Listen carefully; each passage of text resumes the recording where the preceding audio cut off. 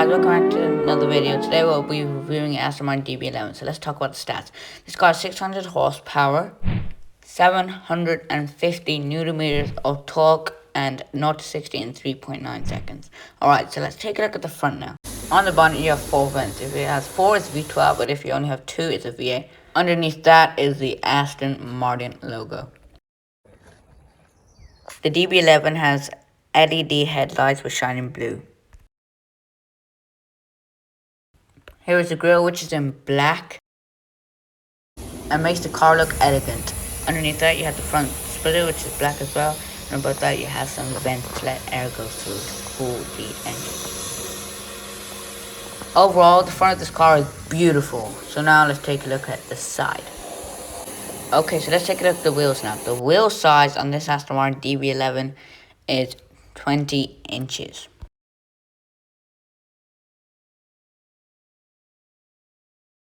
Just above the wheel you have this nice black strip which actually feeds air through and come out that black strip. So let's take a look at the mirrors. The mirrors are in white and have a nice little black strip.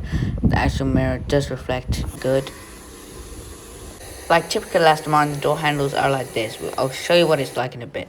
So the side you see, the rear fender is getting larger and larger, as you can see. The car has a vent which air goes in there and comes out through the boot. I'll show you in a bit. Anyway, let's take a look at the rear now. So at the top you have this massive rear window and a spoiler underneath that. The spoiler comes up at about 70 to 80 miles an hour. The light is really cool and makes the car look amazing, and is a very large tail light if you ask me. You also have the Aston Martin badge and Aston Martin writing there, and this one is in black.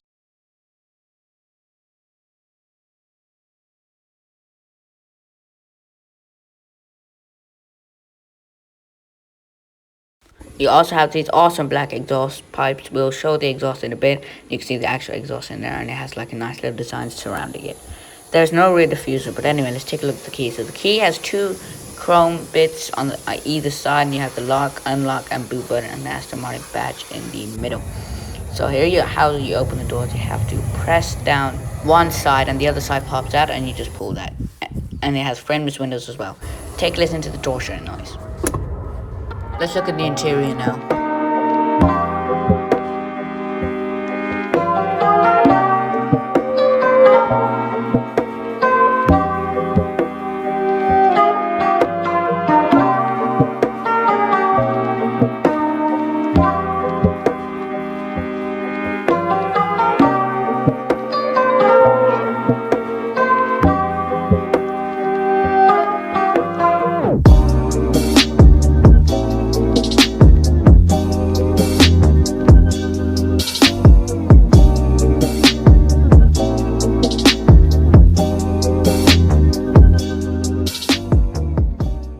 When you open the doors, you notice the amount of leather that is on the door, and it is really nice and good quality, exactly what I expect from an Aston Martin.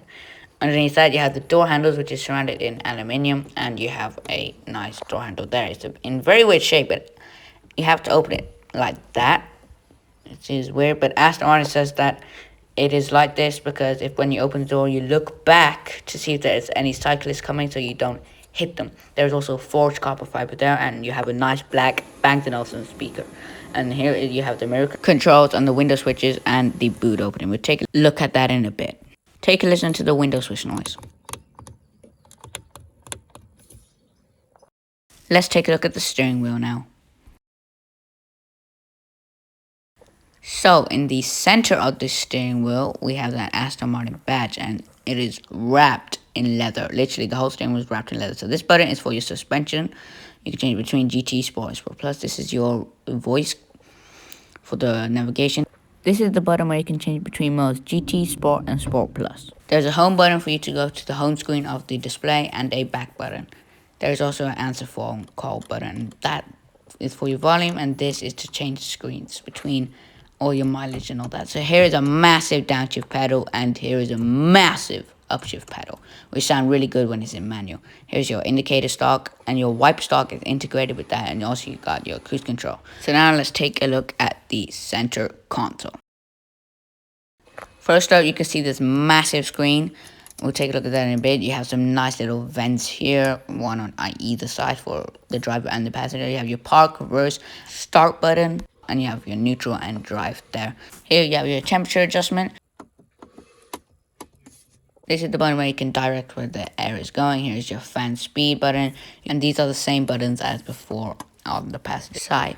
So here you have your heated seats and cooled seats. On either side you have your automatic adjustment. You have your fog remover, your AC. So here you have your on and off for the navigation. You have your volume adjustment. You can either slide or press to turn your volume up or down. There's your nav button where you can see your navigation. You have radio, media, telephone. You have your parking sensor, parking cameras, and automatic start stop. Here is your lock, unlock, and hazard button. So if you press the nav, it will go to your navigation and it will just show, you know, the map where you are right now, and you can take a look at all these other things you can choose from. If you click radio, you can change your radio station. If you press media, you can change your media. You know, you can either use your SD card, your phone, and all them other stuff. If you press tel, you can connect your phone to the car. So this leather patch is where that touchpad would go, but we don't have that in this car. And here is the swivel wheel. Take a listen. Just above the swivel wheel, you have some storage either to put the keys in, or you can put something else in there. So here are the cup holders. There are 2 cup holders, but I don't know why you're drinking this car, because you're probably just going to spill it. So the seats are really, really cool, and they feel really, really nice, just like you expect from an Aston Martin. So here are the seat adjustments. You can move your seat back, and you move your backrest, lumbar support, and you have memory seats.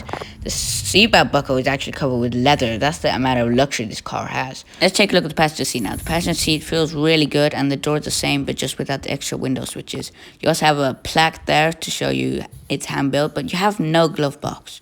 Above the place where you have no glove box, you have a nice vent there, and above that, on the dashboard, you have a speaker that pops up.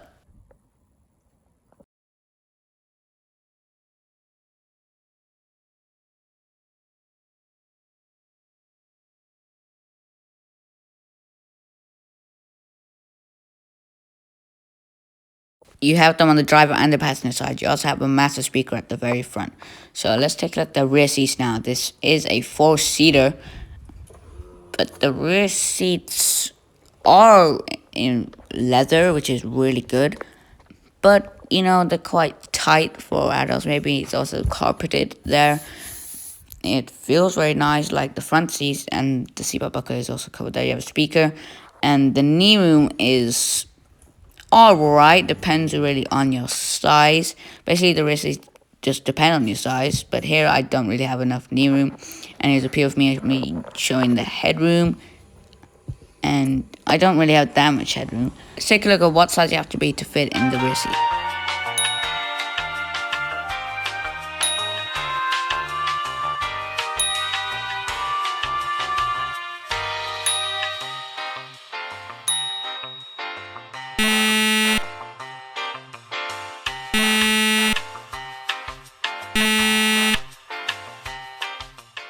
So you can open the boot in 2 ways. You can press the button, or you can press the button on the key. So let's open the boot. So the boot has 270 liters of space in, and it's carpeted very nicely. You have carpet on the top of the boot as well, and you have nice little spaces there to have storage. There is where the vent actually goes, and the air comes out of, goes into the boot, and goes out to let the spoiler come. It isn't really practical, so don't use it as your everyday car. So there is no electrically operated boot close. You just have to press it down to close it. But anyway, let's take a listen to the sound of the DB11.